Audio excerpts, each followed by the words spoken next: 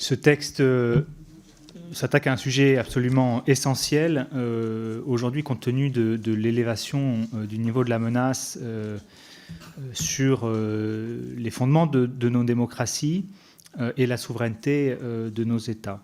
La France n'y échappe pas, elle a été la cible de cyberattaques et elle subit des campagnes de désinformation qui visent parfois à perturber des élections, donc le système démocratique lui-même. Les ingérences proviennent essentiellement aujourd'hui de la Russie en matière politique et de déstabilisation de la société, de la Chine en matière économique, mais aussi de la Turquie, de l'Iran et parfois même de nos alliés. On ne peut pas rester aveugle à ce phénomène. On a besoin d'avoir des réponses qui soient efficaces, mais qui soient aussi compatibles avec nos principes démocratiques. Et peut-être qu'il y a dans ce texte une clarification à avoir, notamment entre l'influence et l'ingérence. L'influence étant totalement admissible en réalité dans le débat démocratique. Et d'ailleurs, les premiers articles qui viennent à mettre la transparence sur ces phénomènes-là montrent bien qu'il y a une distinction entre ingérence et influence. Et peut-être que dans le titre, il faudrait y remédier pour qu'on comprenne bien de quel objet on parle.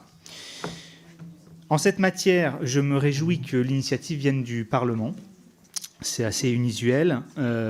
C'est un travail qui vient très largement des travaux de la délégation parlementaire du renseignement, qui a consacré un chapitre entier au sujet des ingérences étrangères dans son dernier rapport annuel. Je trouve la démarche intéressante sur le plan institutionnel et il faut bien admettre que cette initiative parlementaire, qui est largement tributaire en réalité des moyens attribués au Parlement, puisque s'il n'y en avait pas ces instances de contrôle d'action du gouvernement, on n'aurait pas pu aller sur ces thématiques.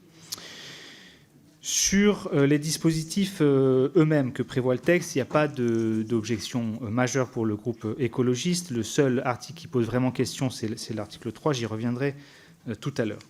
Les deux premières mesures, donc, la première pour la question qu'il y ait un débat parlementaire, ça nous paraît tout à fait essentiel dans l'actualité pour que chacun prenne la mesure des enjeux. Est-ce qu'il faut qu'il soit tous les ans, tous les 2 ans, tous les 3 ans? Je crois qu'on aura le débat tout à l'heure au moment des amendements.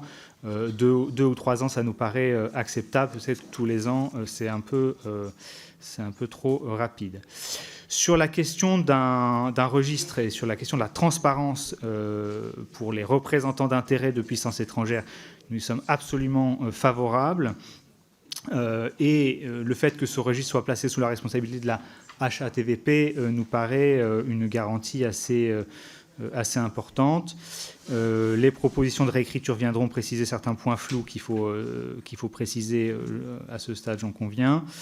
Notamment la question de l'entité étrangère. Voilà, il faut une qualification plus précise. Et on votera les amendements de rédaction du rapporteur. Les incertitudes qu'on a sur ce texte, c'est la définition que vous retenez des mandants étrangers.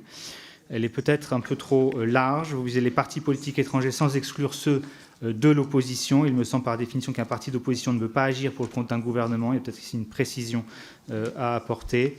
Je vois que le temps s'écoule et je n'aurai pas le temps d'aller au bout de la discussion, mais on y reviendra donc dans les amendements. Et globalement, on sera favorable à ce texte. Merci.